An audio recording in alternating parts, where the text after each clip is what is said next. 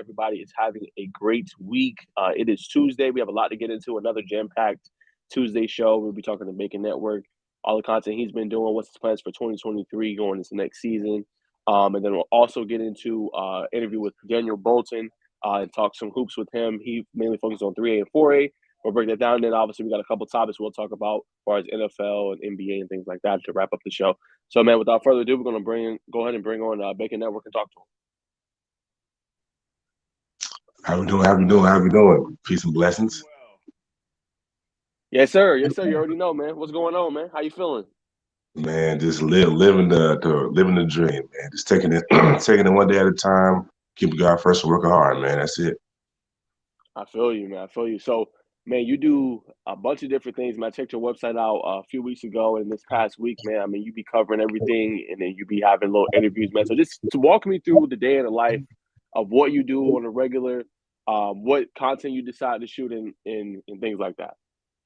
I would say first going to the day job, then getting off there. Always staying in tune with what's going on in the sports world via Twitter. Always watching the highlights and staying close to the rankings. And sometimes just going where I feel the coverage needed to be to go and make that hour drive to the city or wherever and just capturing things with the camera and just cold calling a couple of players, what I'm saying, that want to be interviewed. You talk to them, just treat everybody right, and I feel like everything will fall into place. Just staying close to that cutting edge sports, man. I feel like just what a modern day journalist is. I agree. And then, and for you, man, where did kind of your passion come from as far as, being a sports journalist, getting on the camera, talking to athletes was something, always like came from when you were small, little. I know you always tell me it was a dream that you had. Just like, where did that come from?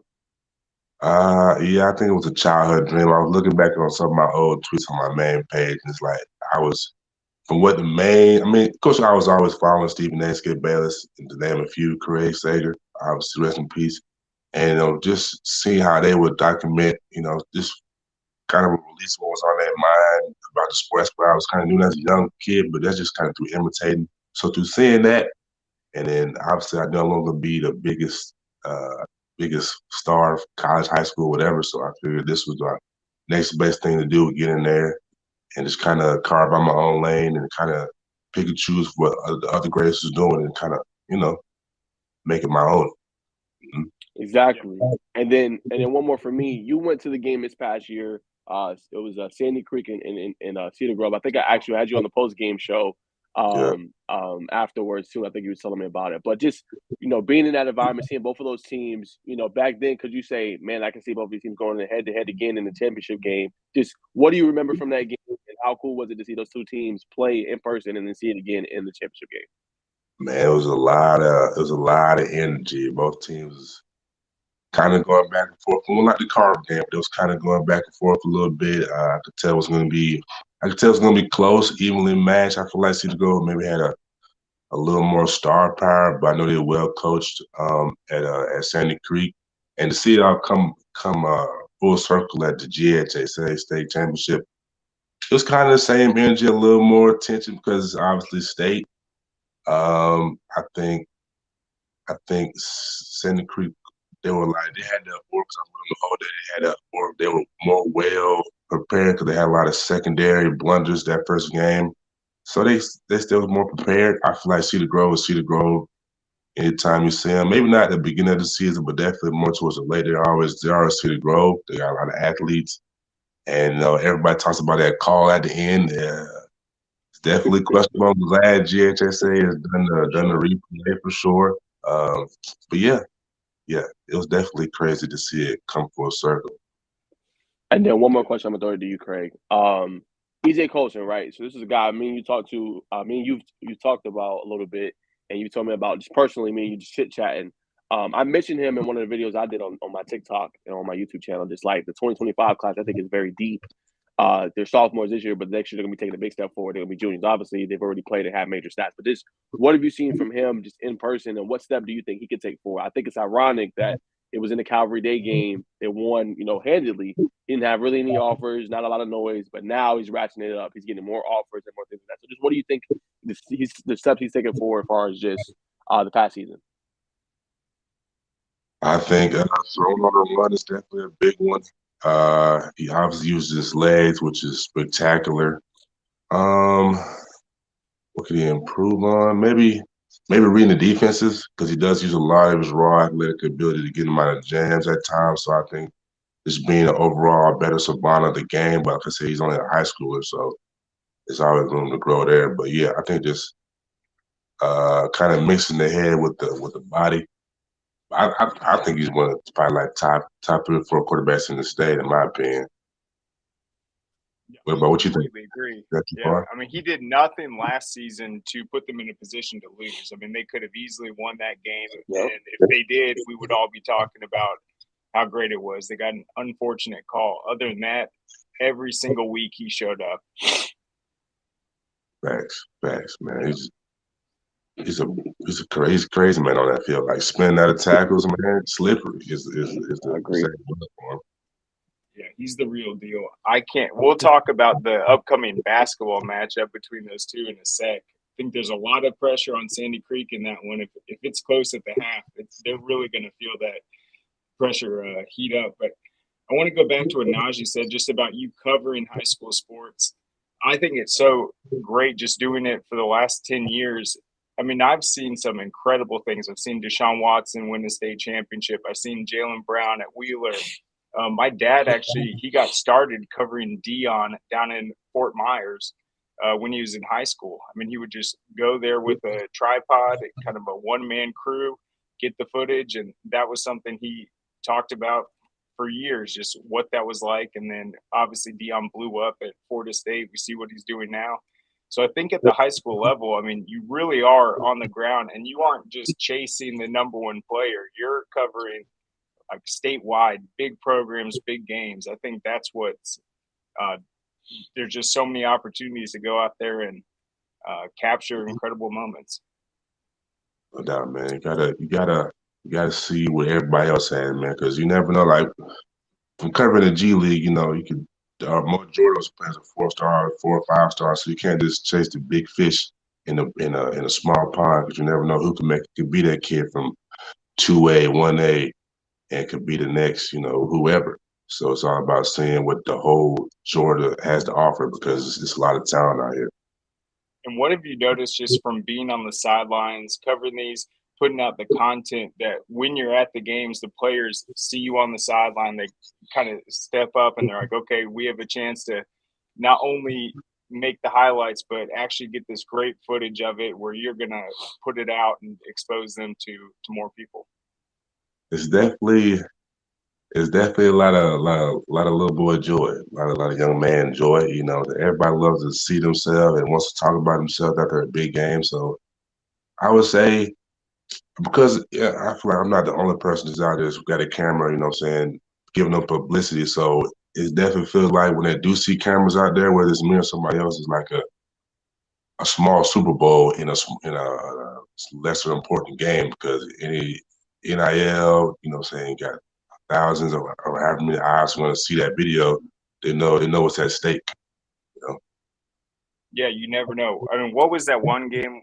I mean, you've been doing it a couple years too. You got that great footage. I think it was North Cobb Milton a couple years ago. Yeah, North It's Carolina. just like when you capture that one big play, I mean, putting it out on social media, it blows up. And I think the players, when they see the views from the sideline, that's what makes it feel more like a professional, like camera angle almost, rather than just from the press box.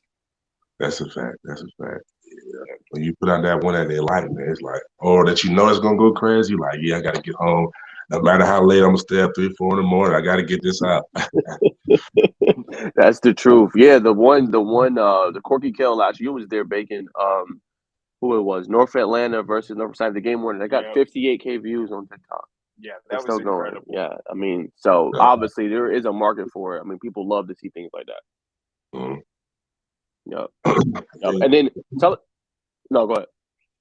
I just think in terms of like doing their work, I think the next big thing for content creators is figuring out a better way to monetize it. I know a lot of people strive on selling products, but I think that's the gray area for like content creators who go on the sidelines because it does it as much as it is for the athlete. You know what I'm saying? Brothers got bills to pay. But that's neither here nor there, though. That's true though. You're right about that. Find a way to monetize it besides selling or affiliate marketing. I agree. I mean, that's definitely tough to do. I mean, you get all this great content. Like, how do you monetize and make sure you make money where you can sustain on your own? I agree. It's a great point.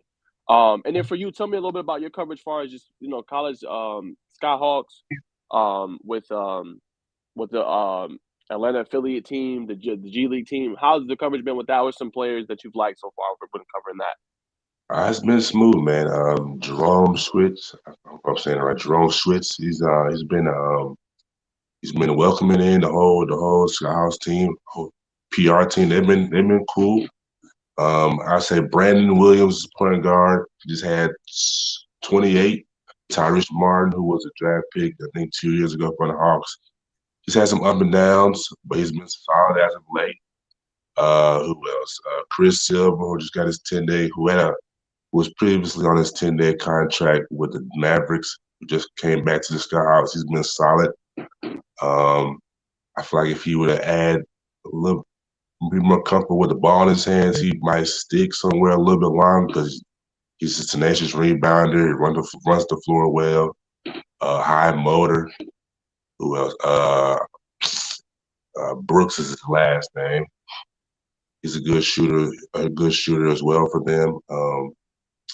This is a good overall unit, man. They're like they're in the 11th spot, but they're a game and a half out of being in the playoffs. So dealing with players obviously on the yo-yo stream from the NBA to the G League for Coach Gansey is hard. You don't never know what group you're going to have every week, but they seem to put out a good product. They do struggle with not ticket sale. They sell tickets, but attendance. So hopefully, maybe doing some behind the scenes work with athletes, we can get a little more of the attendance rate up. But yeah, it's a good outlet, man. Yeah, and G League, it's not even that old, is it? Hasn't been around too long. It got kind of rebranded. Yeah, it was a D League at one point in time. Yeah, it was D League, and then they rebranded G League. I think it was sponsored by Gatorade, so it's getting more notice. But yeah, you're seeing more players now too, Craig, to kind of go from instead of going to college, some are just go G League. They paid $2 million. It won't be NBA money. Henderson. Yeah, he's one, and then you have Jalen Green recently. He went G League first, and then went up. And that'd be a huge success story. I mean, to see a player where that was his intended plan from high school to go to the G League, develop, and then become a really high draft pick. I mean, if that works out and that avenue's there, it's not that. I mean, you look at college now. Yeah, they have the NIL. You can go there and you can do whatever. But if you're just focused on strictly the basketball and developing yourself to be an NBA player, I mean, it's not a bad deal right there. That's a fact. Like you have London Johnson in there right now from Norcross. Now they are competing with OTE. I'm not sure, like, compare apples to oranges. I know we all know OTE has its problems with like different things that go on there. And I'm not sure what the financial situation looks like for OTE players, but they're not getting paid that much in the G League. So it's like kind of murky waters of where you really wanted to decide to go. I do feel like G League overall is more competitive because you got like Euro League, G Leagues, probably the top 2 leagues in the world. So I would definitely, if I had kids, I'd probably send them. It's tough. I don't know. It's a lot of things going on there. All over there, OT. That's a good point. When are the G League championships? I have to last time I remember. Yeah, I remember when the NBA went into the bubble and we didn't really have anything else. They had the G League championships. I was watching that. But what I think is interesting is I was talking about Jason Terry, a great player. Once he retired, he got involved, became a GM. There's a lot of former players that have aspirations to potentially go into coaching, go into a management role. They're investing in the G League to kind of get that leg up. So I think that's something that could build in the future as well. No doubt. It's definitely playing people on the next level. See what you got, man. Especially if you're not going straight to college. You know what I'm saying? Being that one and done is definitely a great avenue to prolong your career. For sure. All right, we're going to ask you a couple more questions, Baker, before we let you go. One, for me, just, who you got this weekend, or just what games are you most excited to see going on in the state championships? Definitely Cal, Eagles Landing. Um, I guess you could say I got a little interest in the Wheeler Cherokee game just to see if they can, say make Magic strike twice. Yeah. And I'm loving the girls basketball. I think that Buford Baldwin is going to be a must-see game. So those are probably my top three. Top three. Okay. Okay. What do you think about the River Ridge Lovejoy one? For girls or girls, boys? Yeah, girls. Girls. I'm gonna go Lovejoy. Like Lovejoy. that junior guard out there. She's a dog. She is. I seen her in person too. But yeah, that's gonna be a good game. I think arguably I put it out. I think in an article I said it yesterday. I think, or in my preview, I think arguably they have the best starting five. River Ridge does probably in the state. He's got four different players: Kayla Cleveland, Ali Sweat, Taya Gale, Sophia Pearl. Just girls that can just come at you. That if you focus too much attention on one, the other one can hurt you. So I think that's gonna be 6A. Besides the Kill and Warner Robins one, I think that's gonna be a really good one. Most definitely, man. There's a lot of basketball going on right now, man. They got For Marshall sure. follow up. It's gonna be crazy. It's gonna be crazy. And last question, man, we let you go. Just what's your plans, man, for 2023? I know right now we're kind of in a lull. Obviously basketball's about to end, but what is some content you plan to do far as the spring to late spring, the summer, and right up until football season starts back up again? I do want to catch some track. Mainly in my area, Cowee area, like Fairman, because we're all in the same region. Catch some baseball. We got Brody Campbell is in Noonan. Young Hayes McGinnis, who just won top quarterback in his class, was at 2027. Yeah, I think Hayes McGinnis. I'm gonna showcase because it's talent. The McGinnis family is talented guys. Brother Michael who just hit a couple walk-off home runs for Georgia State. In terms of spring football, got to show love to the Noonan side. Just maybe do some mic'd up content. Get a little behind the scene with the coaches and players. And then just try to keep something new. Interview a couple coaches, couple players. Keep people guessing. Well, I feel you, man. I'm definitely gonna stay tuned, man. And like I said, you're always a welcome guest, man. Whenever you want to be on, you do great content, man. That's why I wanted to bring you on today. You always got that good insight, man. So yeah, man, you could be a guest whenever, man. You got my number, you got my social media handles, so just hit me up whenever, man. You want to come on? Shout out to y'all. Y'all do great work. Y'all keep doing y'all thing, man. Greatness is on the horizon for both of y'all. Yes, sir. Appreciate that. Right. Thanks, man. Mm-hmm. Yes, sir. Be good. All right, man. So that was Bacon Network. Hate to cut them short like that, but we're gonna bring on Daniel Bowen in just a couple of moments. Talk about a little bit of 3A, 4A, break down those matchups, and get into some basketball. So let's see if we can bring him on. What's up, Daniel? What's going on? Hey guys, how you doing? Doing well. Long time no see. Yeah, I know, right? Since Saturday. Yeah, seems like a couple days ago. But yeah, thank you I so know, much right? for coming on. One of the Absolutely. main reasons I wanted to get you on, you've covered a lot of Pace Academy. I was impressed with how that game played out, kind of the strategy by Sharman White. He's getting ready to try to win his 10th state title. You've seen the Knights a lot this year. What stood out in that Westover game to you, and what do you think their chances are against a really good Fayette County team? Listen, again, like you said, I've covered a lot of them, and what they do better than just about anybody in the state of Georgia, they don't make too many mistakes. They're lengthy, they're long, and the difference between last year and this year, last year they had two stars that's no longer there. This year, everybody can do everything, right? They can shoot the basketball. Now, they didn't shoot the basketball particularly well against Westover, but they went to the free throw line. And against Fayette County, what's going to happen is the length could be a problem. And it's been an issue for a lot of teams all season long. They don't play above the rim, guys, but their length and their shooting ability, and they don't make mistakes. Again, always they always give you the extra pass. That's what I love about basketball. They play basic passing basketball, right? So that's one of the things that I've seen in them. And Coach Sharman White, I mean, listen, if you don't know Georgia basketball, then you don't know Sharman White. he That's is good for you. he is the absolute man of Georgia high school basketball. And he's going to preach, listen, make that extra pass, get that extra shot off if you can.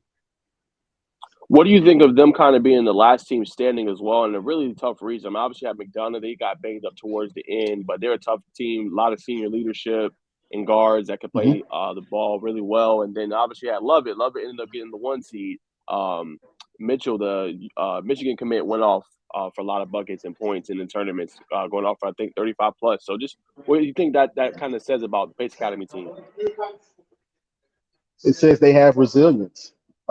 Listen, starting at the beginning of the year, it was Pace 1, McDonough 2. No, I'm sorry, it was McDonough 1, Pace 2, Lovett 3, right? So, of course, you're automatically in a tough region. And my broadcast partner, John Morgan, and I said it, that this was going to be, that it wasn't going to be fair for one of those three teams to have to go on the road in the first round or in the first couple of rounds.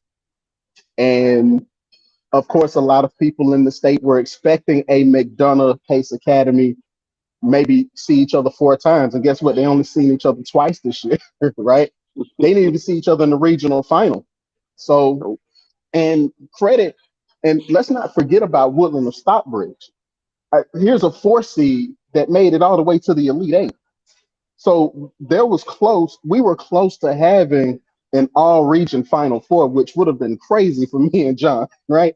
But it just says that, listen, Pace Academy, and I think a lot of their confidence and a lot of their playing was based off of last year. They got bounced out in the second round.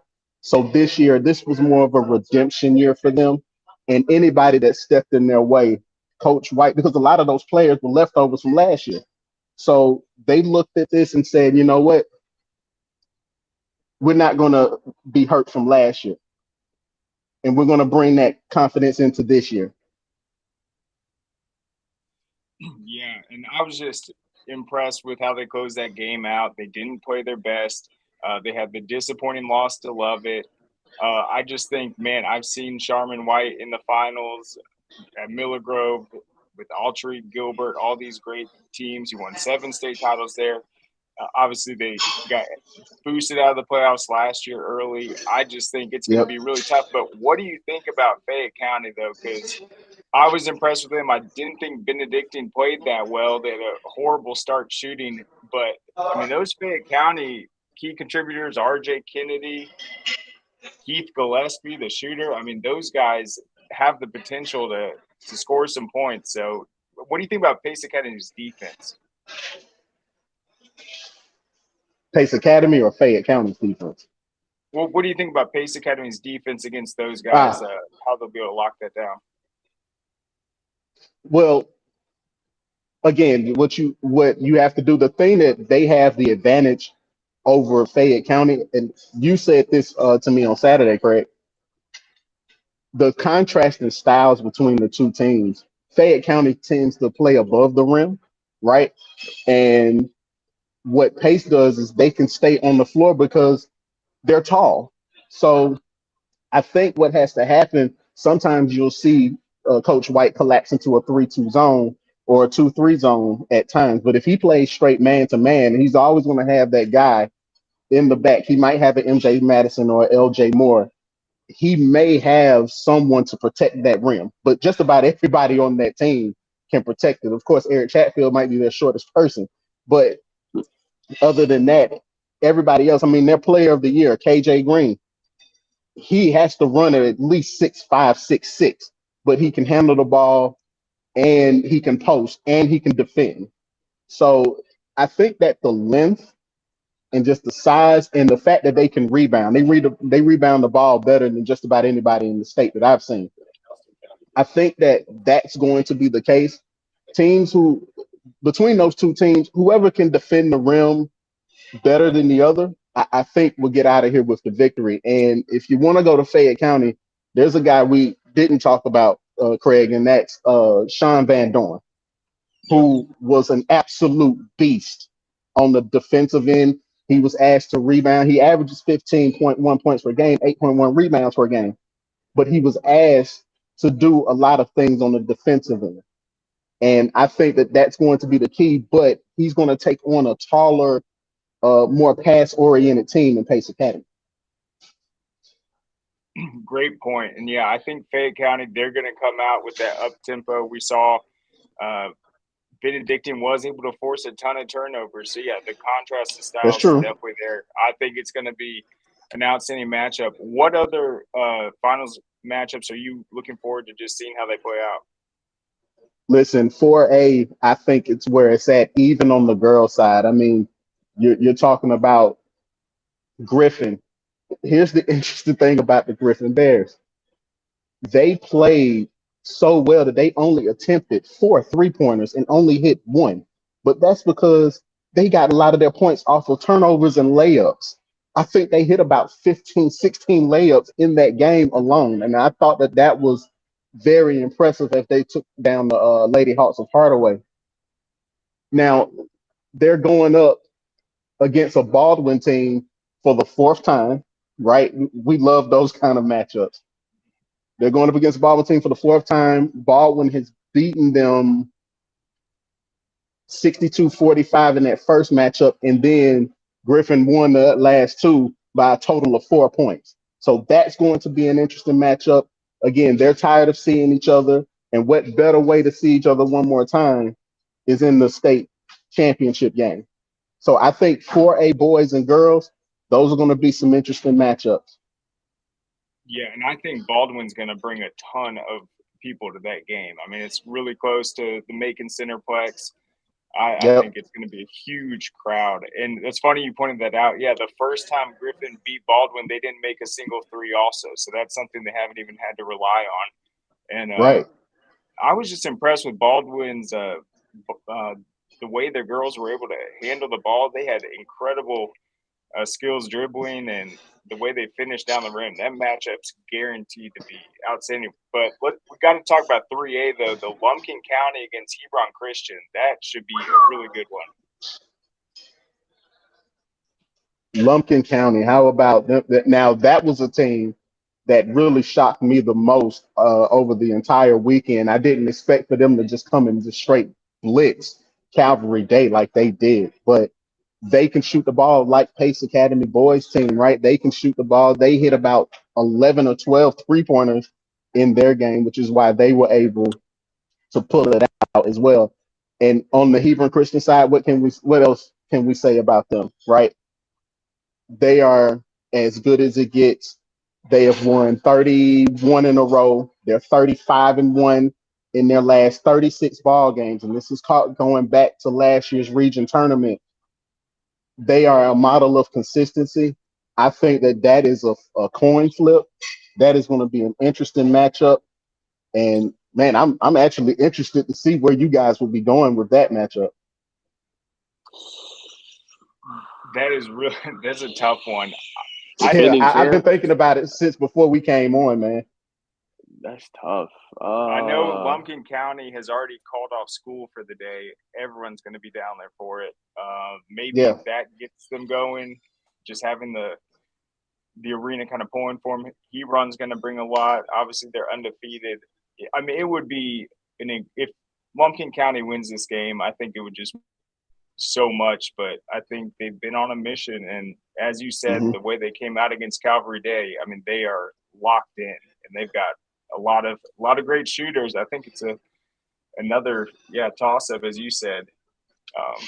It's really a tough game. 3-8. What do you think about the Sandy Creek Cedar Grove though? Rematch. I mean, Sandy Creek, they've never won before. People kind of think that them just showing up to the game's an automatic W, but I think if it's close, that pressure might start intensifying, and you never know. Whew. Another great matchup. Cedar Grove, the Saints. That was my first time seeing either one of those teams this year, and just by the looks of it, oh man, that's going to be a tough one. That's going to be a tough one. That when you talk about Cedar Grove, they took on a Cinderella type team, don't you guys think? I think nobody expected for the Astros of Douglas High School to go as far as they did. They were a number 3 seed, but they went on the road, man, and they took on some heavy competition. And the Cinderella dream just stopped for him. Cedar Grove was just too much for him. And then on the other end with Sandy Creek, like what I saw from them on an athletic standpoint.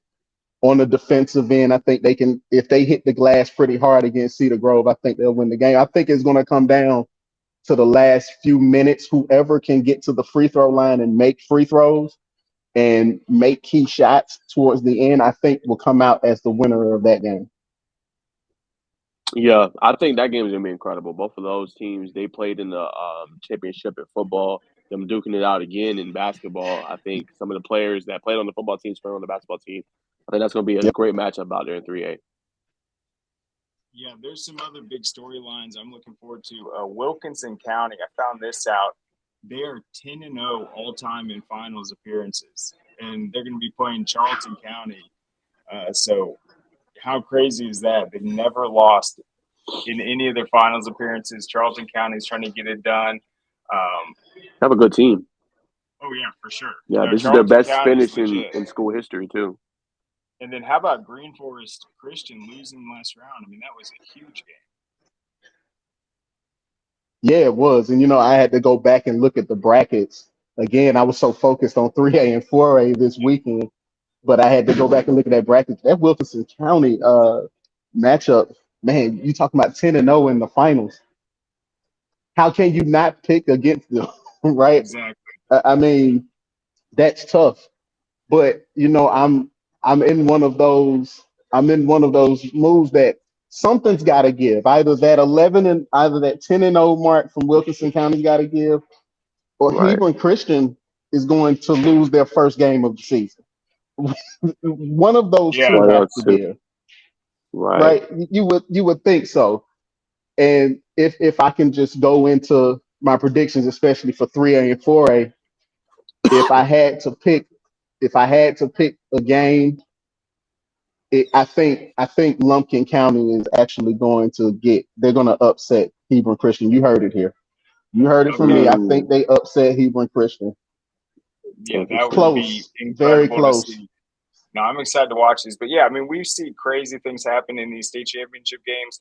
Last year Right. with the Norcross boys, I think Berkmar was 3-0 against them in the regular season. Then Norcross comes out, gets the win in the Mhm. big one. There's a lot of scenarios like that this year. But what do you think about Kell having an opportunity to sweep for the first time, having both the boys and girls in it, back-to-back games? I think that's huge for a school that's never won a state title to have 2 games in a row with a big opportunity ahead of them. Truly special for that school. Um, it's a great time for them, and if you're a broadcaster and you're podcasters like we are, right?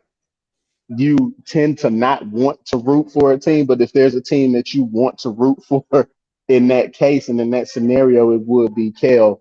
I mean, that's unprecedented to have the boys and girls team both never winning the state title to actually bring it home at the same time. I think that would be just truly incredible. Yep. And then what's your plans just for this week in coverage or just tuning into these matchups? So we were actually trying to see if we could cover pace, but to no avail. I was actually trying to go down to Macon just to be a spectator. Me and a buddy of mine, I work at Georgia State University, so me and a buddy of mine, he's into high school sports, especially basketball, because he used to coach on the AAU level. We were thinking about going down Saturday to watch some of the action. I think 7A is playing. I know 7A is playing. I can't remember the other classification that's playing on Saturday, but man, I'm right now. I'm trying to be a spectator, man. To be honest with you, I'm probably going to get on the NFHS network, check it out. I think coverage starts tomorrow, especially with 4A. I have to see those two matchups there. Yeah, that's kind of how it was for the football championships for me. I wasn't supposed to Mhm. go, but I watched the first couple days and every game was good. I Yeah, was like, I have to go down for this. Like, I have to. So you never know, might end up in Macon. But yeah, what do you think about Wheeler Cherokee? Obviously, if Cherokee wins, it'd be the biggest upset in playoff history. No offense to the Warriors. I pointed out Cherokee's never beaten Wheeler before. They obviously are Mhm. coming off a big win, but I mean, what do you think of a 7A matchup? We don't typically see Wheeler. They haven't lost in the state, and then they're playing a Cherokee team. They've had big wins over them, but has really just been on a special run this postseason. Yeah, they're too much. I think Yeah. I've seen a bit of Wheeler, and they're too much, and they're always too much every single year, like you say, right? And I mean, that's just It's what it true. is, man. I just don't. I love Cinderella runs. I mean, especially when it comes to any sport. I mean, any level of basketball, especially the NCAA tournament, and even in high school basketball, where you kind of rarely see it because you have those teams that will get out there and they will just straight up dominate. And I think in this case, this might give Cherokee a little bit of confidence, but I think Wheeler wins, and I think they win big. Yeah, would not be surprised. And then just real quick on the girls' game, Brookwood and Norcross. I think that's going to be a really tough game. We got Deanna Collins. She's gone to a whole nother level this year. She just hasn't let her team down at all. And actually, the only team that's beaten Brookwood this year is River Ridge. But I think Yeah, Brookwood has a big opportunity. And if they don't win it this year, who knows when they will? absolutely. I think Brookwood has to take this opportunity. I think Collins will step up big. I think that it potentially can be a close game through three quarters, but I think Brookwood wins away with the state title in the fourth. And then, what do you think of the River Ridge Lovejoy game? Those two teams placed off last year in the quarterfinals in 6A. They're playing again. River Ridge is a really good team. They've played some of the top tier talent in the state. So has Lovejoy. Just what do you think about that matchup? I mean, both sides. I think arguably we're in the top five starting lineups probably in the state. On River Ridge side, and then you got Brianna Preston and Lana Foster, who both won Region Player of the Year the past couple of seasons. Just what do you think of that matchup? Mm-hmm. A tough one. 6A might be one of the better matchups as well in terms of the state matchups. I think that this will be one of maybe two matchups that could possibly go to overtime. All right. This is going to have to take 5 extra minutes to play, but I think it's Lovejoy's turn. And I might be saying that because I live in the Jonesboro area, so Lovejoy is not too far away from me. But so I could be a little bit of a homer. I mean, my alma mater is not in it in Tri Cities, but uh, but of course, yeah, I think Lovejoy can actually pan this one. I think they can get it done here. Yeah, I think Lovejoy beat them last year. The quarterfinals. Yeah, They quarterfinals. did in the quarters. That's right. And then just, I mean, what else? Talk about what you guys covered on the podcast this last Sunday, what the plans are for next Sunday, and just kind of what you got going on. Yeah, how can we tune in? Sure. It's the last three guys to do a podcast with myself, John Morgo, and Leon Brown. You can catch us on just about every platform there is: iTunes, SoundCloud, Spotify, wherever you get your podcast. And last week we were talking about this past Sunday. We shoot on Sunday. We post up every Tuesday. So this past week we were talking about a possible uh, Atlanta possibly bringing back a team in the NHL. We talked about the John Morant situation, a very unfortunate situation for that young man. He's one of the better players in the NBA. It's just an unfortunate uh, time for him, and I hope that you know, I hope that he can get past to this, and I hope that there's not too much repercussion, but I hope he can also learn from this as well. And so we touched upon that. And this weekend coming up, of course, Selection Sunday is happening. So we're gonna break down the tournament, break down some of the teams, and I tell you what, guys, this season in the NCAA, I can't tell you who's gonna win it. So when I look at my bracket and when I get ready to fill it out, I just don't know because there is no clear cut favorite No. in college basketball this year. And we also touched a little bit on the NBA. Of course, my man Leon Brown is a Lakers fan. So I just told him straight up, I don't trust him just yet. I don't trust him just yet. If AD can pull off If AD can Stay continue the healthy. streak that he's on, he does. You're right.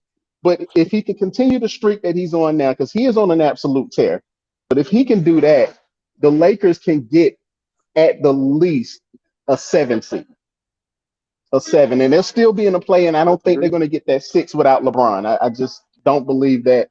But that's just some of the things we touch on. We touch on everything all to do with sports. Yeah, I'll check that out for sure. I know you guys were covering the Quinn Snyder move this past week, so I'll check out the NHL stuff. The selection show next week. That's going to be awesome. Yeah, absolutely. Well, fantastic. Well, we'll let you go. Don't want to take up too much of your time, and we got to get back to work as well. But thank you so much for coming on, Daniel. Hey, listen, thank you guys. And anytime you guys want me on, just let me know. I'm available for you. And I love what you guys are doing. And Craig, it was great meeting you Saturday, man. For sure. Yes, sir. We appreciate it, man. Yes, sir. Y'all have a good one, okay? You too. Thanks. All right. Let me put this in. Yeah, so that's the last 3 guys to do a podcast. That's where they air. And I knew they shot it on Sunday, but yeah, it goes out every Tuesday. They'll be tweeting out that link. Yeah, I was listening to theirs last week, and they had some great takes on the Hawks coaching move for Quinn Snyder, what they think is going to happen with that. And they do cover a lot of NBA and basketball, high school stuff. And as they mentioned, the latest news with a potential NHL return to Atlanta. It'll be definitely exciting if that happens. I mean, all the major sports in Atlanta, you got Georgia winning championships now. I mean, you may not consider them Atlanta team. They're on the outskirts of Metro Atlanta. But Braves winning one recently. The Hawks, we'll see what happens with them. And then obviously the Falcons are still in rebuild mode. But yeah, I think that's exciting. Atlanta United, yeah, they won. They kind of brought the winning to Atlanta. So yeah, I think that'll be intriguing to see. But yeah, guys, that's our 2 interviews for today. Georgia Tech's on the rise. Yeah, I've been saying that. Yeah, Georgia Tech and Atlanta's on the rise. Kennesaw State's in the tournament. Yeah, so it's a lot of good stuff going on for sure in Atlanta sports. So we got a couple more times before we conclude the show today. We're gonna be short. Both of us are very, very busy. So we're gonna get into some thoughts on obviously talked about the Final Four. But let's talk about I guess just go NFL. What do you think of the move of Derek Carr actually getting a really big contract? 4 years, $150 million, $100 million guaranteed. I gave my thoughts on it on my own TikTok. What do you think, Craig? My initial thoughts are the NFC South is not very good right now. So, I mean, is the move gonna elevate the Saints to immediate contention? I don't know. It's a 4-year deal. Probably getting him at a bargain. We'll see. I mean, obviously things didn't work out for him the last place. So things fell apart. But I mean, my opinion, he's a solid quarterback. So I think that in that division, he can come in there and win some games. Yeah, I think the Saints are taking a big risk here. Obviously they didn't really, I guess, believe in Jameis Winston on the side what they're going to do with that. And obviously Andy Dalton, you can see who they're going to keep and who they're going to pretty much release. But yeah, I think it's a guy that I looked up some of the stats. His best year was 2015. He threw for 32 touchdowns. He's an MVP candidate. He got hurt. That was the year the Raiders went to the playoffs. He went last year as well. They lost to Cincinnati in the playoffs. But 6 of his 9 seasons, he's thrown double-digit interceptions. So I don't know. I mean, if you can't get it done with your former college teammate, probably one of the best receivers in the game, I think it's tough, man. Last year he's had 14-plus interceptions. He's going to have a plethora of weapons. Michael Thomas is a question mark. See what they do with him. He stayed injured and hurt. But you got Chris Olave still there, 5-time Pro Bowler. Alvin Kamara is there. They got some nice little young pieces. Defensively, I have to figure that part out. But I think, like you said, the NFC South is just up in the air. Brady's not there no more in Tampa Bay. They let Leonard Fournette go. Their quarterback's been Kyle Trask. Mariota's gone. What is the Hawks going to do? They're going to trade up. This is the best draft, I think, to get a quarterback. They're kind of a big question mark. They're going to try to trade and get Lamar Jackson. I mean, so many question marks. The only team I think that could be maybe in contention with maybe the Saints is the Panthers. Young team, ascending, still figuring out the QB situation, but they got a lot of nice talent on the defensive side of the ball, and they run the ball very good. Chuba Hubbard, they're running back. So that's the team. Only team I think can really contend with them. But as you mentioned, are they a contender in the NFC? It's kind of hard to say. I mean, I don't think that move puts you there. Everyone's potentially a contender at that point. But I don't know. It's not obviously the answer, but God only knows what they're doing. It's like they could bring him in, draft a quarterback, and try to groom the next one. It's like we don't even know. I just think the NFC South is it's just in shambles right now, and so I think the move kind of makes sense. He obviously wasn't going to stay where he was, so we'll see. I got some more news for you. You probably don't know this one, Craig, but Geno Smith just got his aid. And they're on this too. 3 years, $105 million, about $35 million, up to $52 million in his first year. What do you think of that news? Ooh. I mean, he had a solid year. Yeah. I don't hate the move. I think he had to put them in position to win. I think they did kind of falter late. They had that bad loss to the Chiefs. The momentum kind of died down. I don't know if that's the league kind of studying what they're doing offensively. But, I mean, I think he had a solid year. And, I mean, his numbers at one point, they were comparing him to what the Seahawks were doing with Russell, and they were basically getting him at a bargain. So I think he earned it last year, and we'll see what they do in the future. Yeah, it's the same way I feel about the Derek Carr one. Obviously, won NFL Comeback Player of the Year. He had 30 touchdowns, 11 interceptions, had I think a 95 or 96 QB rating. So he had a great year.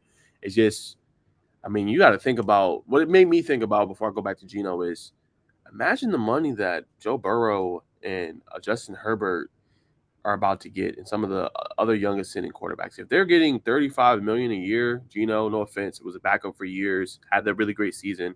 Derek Carr is kind of a fringe starter for you. He's getting paid what he's getting paid. Imagine what Burrow and the rest of the quarterbacks are going to get paid. That's what it kind of made me think. If they're making $30 million for fringe starter kind of material, imagine what they're getting. But back to Geno, it's an interesting move because Seattle has a number 5, I think, overall pick in the draft. Definitely a top 10 pick. They could go get a quarterback really this draft. But obviously, they like what they've seen in Geno. They think he's somebody that they can build around. They still have a lot of talent. DK Metcalf's still there. Tyler Lockett's still there. A defense that's on the rise. Still got some things they got to figure out. Really good cornerback in Tyreek Woolen. Got to figure some other things out. But I think it'll be interesting to see how Seattle is able to send in that division that's really been run recently by the San Francisco 49ers. Absolutely. Who'd the Seahawks lose to in the playoffs again? San Fran. That's right. Yeah. They got blown out in that one, didn't they? Yeah. Well, they was close early, and then they blew them out third and fourth quarter. Yeah. Yeah, so it's tough. I mean, I don't think they're good enough to win the NFC or whatever, but it's like not the NFC West. No. Maybe they're looking around at what you said, and the quarterbacks are going to get paid even more than Geno Smith were. So they're like, you know what? We'll just take him for the next 2 or 3 seasons and try to build a young defense, a young offense. Bolster up the offensive line. Maybe they're looking at a 3-year window, 2-year window. You never know. But, I mean, I think he played well last year. So hopefully he's not a 1-year wonder. Yeah. We've seen those before. Yeah, 1-year wonders. All right, so more news. Frank Clark to be released by the Chiefs. Close to you, Craig. This is your favorite team. So what do you think of the news? And then they said, too, that obviously they're trying to work out a deal with Orlando Brown, but he is pegged to hit free agency. So what do you think of those 2 moves? Yeah, well, the Orlando Brown one, I saw that one coming.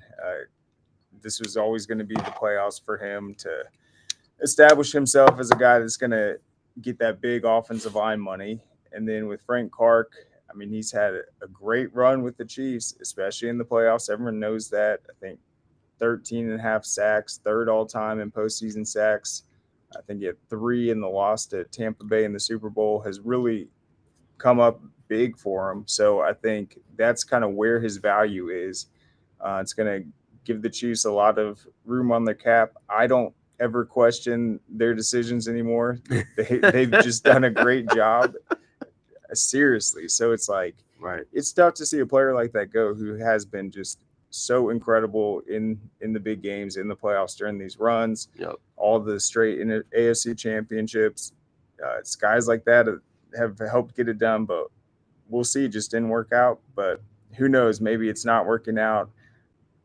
Other teams won't be willing to pay. Then he ends up back with the Chiefs. You never know. And then last thing, CJ Stroud, Anthony Richardson, really impressed in the combine. Obviously, Darnell Washington did too for UGA. But just what do you think about those 2 young prospects coming in? Obviously, it looks like it's still going to be Bryce Young number 1, but just what do you think? I think Anthony Richardson definitely helped his case. He was a guy I thought may go like 2nd round, 3rd round maybe, but I think he'll go 1st round now. maybe even number 9. Panthers may be interested. Just what do you think of their performance at the combine? Well, I love CJ Stroud. I'm sold on him 100%. I think with Richardson, he only had 13 starts in college, Yep. but he's an absolute athletic freak. I mean, he's 6'4", 244, 40-inch vertical. The guy's insane. Uh, People will say, "Oh, well, he completed 59% of his passes or whatever." Ford is not that good, in my opinion. They're an offense that doesn't ever seem to know what they want to do. Do they want to be a team that runs the ball well? Do they want to be a team that passes the ball well? It's like they try to do everything, but they aren't good at anything. And I think that's where some of those inconsistencies come in. But I think his performance at the combine, he's a guy that's wanted to go to the NFL since he was a little kid. He's obviously worked physically to prepare himself. He's going through all this testing as a guy that is kind of on that, I don't know, under the radar from the guys like CJ Stroud, um, Bryce Young, all these guys that have been in the big conversation as a college quarterback. But I think his kind of impression he's made at the combine, I think he showed that he's a guy that is willing to work at it and really wants to be an NFL quarterback. So I think that's what's apparent. I think he's an intriguing prospect for sure. No, for sure. Both of them are. I'm excited to see where they go. Who's going to take these two? Will it be the Las Vegas Raiders with CJ Stroud, or will they surprise some people? The number 1 pick is still open. Obviously, doesn't look like Chicago's going to get Bryce Young, so it looks like they're going to stay with Justin Fields. So it's going to be a lot of storylines. I'm hoping my Bengals do a good move. We need to have a really good draft. Obviously, we got a lot of well, not say a lot of questions, but we got some questions in certain areas that we need to address. Darnell Washington looked like an absolute freak. He's probably going to go earlier, but I mean, if he's there at 28, I think you have to take him. I mean, just what he could bring to our offense as far as just blocking, bringing that freak athlete that's tight end position, it just will help us. But we're going to see what happens. I think it's going to be an intriguing draft about over a month away. Obviously, right now, what'll take up a lot of it will be obviously March Madness and the selections and things like that. But up until then, we'll obviously have some coverage on that and keep talking about his news release, and then we'll keep having news on that, man. But before you see that clip of that catch Washington made, yeah, what was that? I mean, incredible. I mean, just went up and got it, man. I mean, like I said, dude's a freak. Yeah, I've seen people do the one-handed catch where they wait for it. He did it with like his front arm and just yeah, snagged it. Got it down. Yeah, it's crazy, man. He is impressive for sure. But before we conclude the show, Craig, anything you want to hit on before we go? Oh, I just want to say that I think it's been a great basketball season covering it. It's always hard to kind of keep track of it all, but just looking at the teams that are in it now, I'm really excited about it. The games will be streamed. I think GPB is going to have them on their apps. I'm excited to watch it all. I highly suggest people tune in to these matchups, particularly the 6A ones with River Ridge and Lovejoy. I think that one's going to be really good. It's a team like Lovejoy. You know who their 2 scorers are. They pretty much combined for 60 points against Brunswick. And then you have River Ridge trying to win his first ever state title. Such a good team effort. Everyone on the floor can score. And then I think what I heard was Lovejoy in the semifinals had a player get ejected, got in a scuffle. So it's not one of their 2 stars, but it does thin out the depth. I just think that matchup's going to be great. And then tune in to watch Crystal Henderson. This is her last ever varsity game. It does not get better than this. A girl that her team has come up just short the first 3 years. She's led them to the championship. This is it for her. It would be an unbelievable way for her to end against a Warner Robins team that has also been really impressive. So I just think you got to tune in and watch these games. They're big ones. No, I agree. Definitely a lot of action. You go to GPB. They'll have the games NFHS Network as well. Obviously, we'll be reacting as the action happens this week on Wednesday for Craig's show tomorrow, Thursday for my show as well, and then Friday again for Craig's show. So y'all stay tuned for that. Thanks for tuning to the episode. Cut a little bit short. Again, we have a lot of things we're doing, kind of running with our hair cut off all week, the last couple of weeks. But hopefully we'll kind of stabilize in a couple of weeks where we can get back to normal a little bit. But thank you guys for tuning in. Appreciate the one viewer for watching the whole time. We will see you guys next Tuesday, same time, same place. Make sure you go follow us on our social media handles on Score Atlanta. Go to scoreatl.com for all the updates. We appreciate it. Love y'all guys, and we'll see you soon. Peace.